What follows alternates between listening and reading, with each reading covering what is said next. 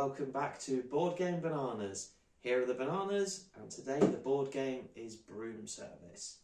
Got to admit, when I first read the rules for this game, I thought it sounded a little bit overcomplicated, but today I think you're going to see that it can really be quite intuitive. Let's dig straight in to how to play. So this is what the board looks like. I've set it up here for a two-player game, yellow versus blue. Each player you get two witch-shaped tokens in your colour.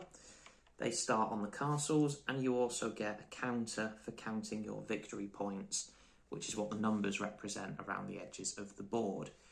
Do note that if you flip the board over, it looks slightly different, but for the basic gameplay, you want the side of the board that has the castles with the red ribbons underneath it. The board, as you can see, has four types of terrain. There are the grey mountain areas, there are the yellow prairie areas, there's the more brown coloured hill areas, and there are the green forest areas. And that's a very important aspect that comes back later. Also across the board are various towers, and each tower you're going to want to pay attention to the colour of the roof of the tower, and also if the arrow is pointing towards the tower or away from the tower. We'll get into why that's significant later on. There are also all of these clouds that have been set up in the cloud positions. And again, we're going to get into what they do in a minute. So let's get cracking. In a nutshell, what you're trying to do in this game is to move around the board and deliver some potions. And doing that gains you some victory points. How do you move around the board and how do you gain these potions? Well, you do that by playing your cards. So let's have a look at how the cards work. So these are the 10 cards that each player has in their hands. They can basically be divided as shown into 4 different types. You've got your witches, you've got your druids, you've got your gatherers, and you also have a weather fairy. The witches, you've got 4 witches: forest witch, hill witch, mountain witch, and prairie witch. Those are quite simply used for moving around the board. Remember I said there were 4 different types of terrain: forest, hill, mountain and prairie. Well, as I'm sure you can work out, each witch is used for moving into a different type of terrain. Then you've got your gatherers. If we look at the root gatherer, herb gatherer and the fruit gatherer, each player starts with 3 different types of potion. You know, the purple, the green and the orange, and you also start with a magic wand. Basically, your gatherers are used for getting more potions that you can then deliver once you've moved into a space with an available tower on it. You've also got your druids, and druids are basically used for delivering the potions. So you gather your potions, you move onto a square, and then you deliver your potions. The weather fairy is used for tackling the clouds on the board. A witch can only move into a piece of terrain that doesn't have any clouds on it. So the weather fairy is used along with these magic wands to remove the clouds. And it's as simple as that. You may have noticed that each card has both a brave move and a cowardly move. I'm not going to go into what the brave or the cowardly move is for each individual card, because then we'd be here all day. But basically, the brave move gets you a little bit more. In the case of the gatherers, you get a few more potions, you can get more victory points. The witches can move and deliver a potion at the same time. But the thing is, only one player in each round can play a brave card. However, the cowardly card means that you're guaranteed to do that action. So the cowardly, as the name implies, it's a little bit more risk averse. The brave one is a little bit more brave, a little bit more risky. And you are usually rewarded for doing that. So I thought I'd give you a demonstration of what each round might look like. You would actually start each round by flipping over a new event card and also revealing the new Bewitched cards. I'm going to get to those later on in the video.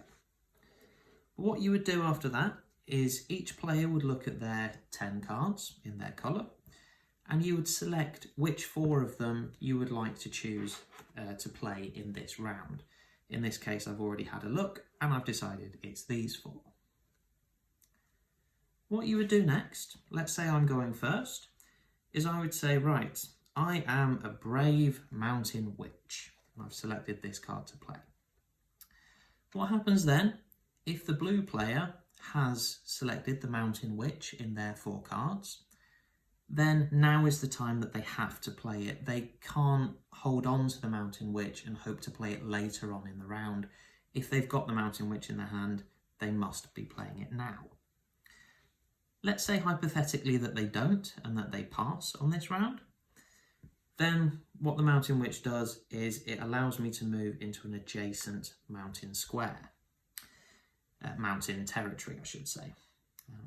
In this case, since I've chosen to be the brave mountain witch, that means that not only can I move into an adjacent mountain territory, but I can also deliver a potion.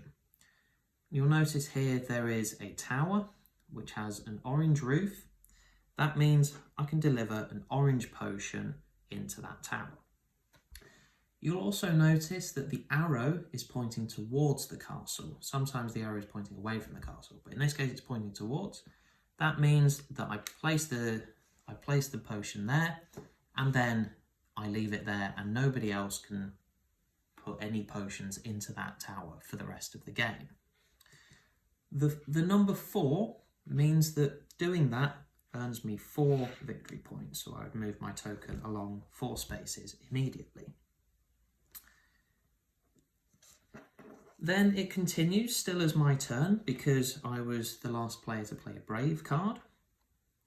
Let's say, now that I don't have any more orange potions, let's say that I want to play a root gatherer, and this time I'm choosing to be cowardly. Since I'm playing it cowardly, then it doesn't matter whether the blue player has the root gatherer or not. I can perform this action immediately, and the action is to either produce 1 orange potion or 1 magic wand, and in this case I'd like an orange potion. Then the blue player, if they have the root gatherer, now is the time that they can play it, and they can play it either as brave or as cowardly, but again they must play it now because now it's the root gatherer that's being played. Let's say hypothetically they've played it and they've also chosen to be cowardly, although in a 2-player game it perhaps makes more sense for them to be brave, since I've already played it and chosen to be cowardly. Then for my next turn I would like to play the Cowardly Hill Witch. Again, because I'm cowardly, I can play it straight away, and I'd move into an adjacent hill territory. Again, by the way, it has to be an adjacent territory that doesn't have these thunder clouds on them. But in this case there isn't. And for my last go, I would like to play a Peak Druid, and I'm going to play a Brave Peak Druid, which means I can deliver a magic potion to a tower on a hill or on a mountain. In this case, I'm in a hill, and you'll see there's either this tower, and then there's this tower as well, which is on the border between both the hill and the mountain. When a tower is on the border, that means that you can deliver potions to it, whether you're on either side of the border. So there are 2 angles that you can deliver to that tower from. So in this case, I can either deliver it here and get 4 victory points, or I can deliver it to this one and get 3 victory points, plus also a magic wand. This early in the game, I would actually choose to get the 3 victory points and the magic wand. So I'd move my tile along 3 more squares, and also because I was playing it as a Brave Peak Druid and I was able to complete the action, that means I get 3 extra points for that. Then after that, the remaining, the next player along would play any remaining cards that they have, and then after that, we would again choose a new event, choose new Bewitched Roles, and then play goes on. And there are a total of 7 rounds like that. I'd like to show you as well, very briefly, how the Weather Fairy works. Basically, like I've said before, the Weather Fairy is used for removing these clouds from the board. And that could be very useful in a situation like this, where I might want to go into this mountain area because there are some pretty big, big victory points to be won there. So in this case, to remove this cloud and allow me to go into that mountain, the number in the sun is the number of magic wands that I would need. So in this case, I would play my Weather Fairy, either Brave or Cowardly, both of which work to remove the clouds. And in this case, I would then play my 2 magic wands. The cloud is then removed, and I actually get to keep the cloud. At the end of the game, you'll notice that the cloud also has a lightning on it. At the end of the game, the lightning and how many lightnings you have, they get turned into a certain number of victory points. So that's the second reason why you might want to remove some clouds and collect them. Firstly, to be able to move into here and to be able to get the sweet juicy 7 points that are in that tower, and also at the end of the game you get points for the lightning as well. The only difference, by the way, between a Brave Weather Fairy and a Cowardly Weather Fairy is if I play it Brave, then I would get 3 victory points immediately for doing so. So now you understand the most basic elements of the gameplay and how each turn works. But there are 2 more important elements that makes each turn a little bit different from the last. Let's go through them. Like I said, at the start of each round, you would reveal a new event card. And in this case, we've chosen Perilous Places.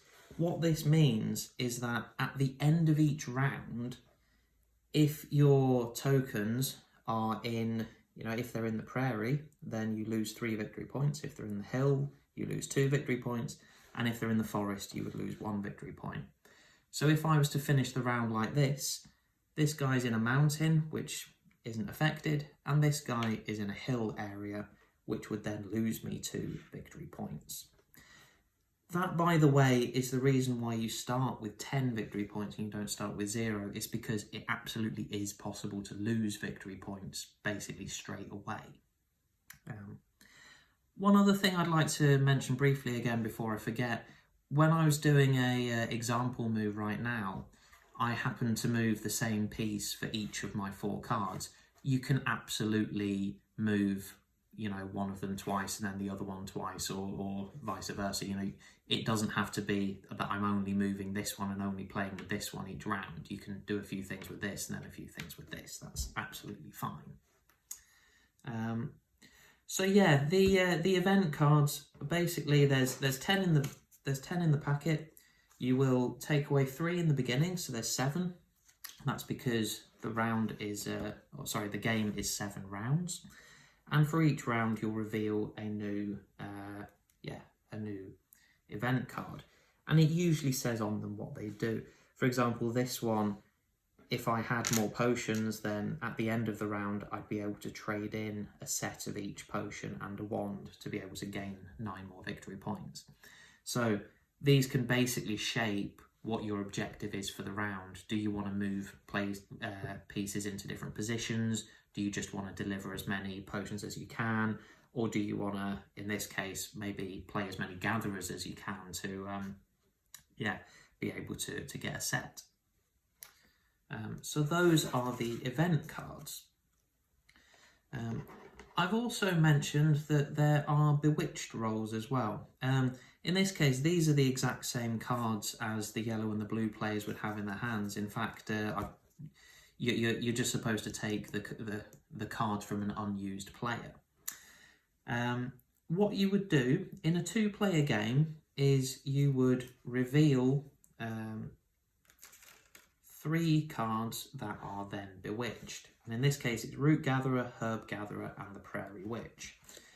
What this means is that for this round, if somebody wants to play the Root Gatherer, the Prairie Witch, or the Herb Gatherer, they are absolutely welcome to do so, but they would immediately lose 3 victory points for doing so. So each round there are 3 cards that you could play if you want to, but doing so comes at a cost. Why are there 3 cards? Well, for a 2-player game there are 3 cards, for a 3-player game there's 2, for a 4-player game there's only 1 Bewitched card, and for a 5-player game there aren't any Bewitched cards at all. The formula is 5 cards minus number of players equals number of Bewitched cards. So yeah, in a 2-player game there's 3. For the next round, these then go there, and then you pick 3 more. And then it would be, the Hill Witch, the Valley Druid, and in this case, the Weather Fairy. Again, you can play those cards if you want, but they would come at a cost. And then obviously, when all of them have been played, you then shuffle them back in, and then continue from there. And there we have it. Hopefully this video has helped you understand the game. I'd love to know your thoughts and opinions about the game. If you've played it before, feel free to write me a comment down in the comment box. I do read them as best as I possibly can. If you'd like to know my thoughts about the game, I do have a review video coming very, very shortly. And yeah, thank you very much for watching, guys. Hope you enjoy the game. Good luck.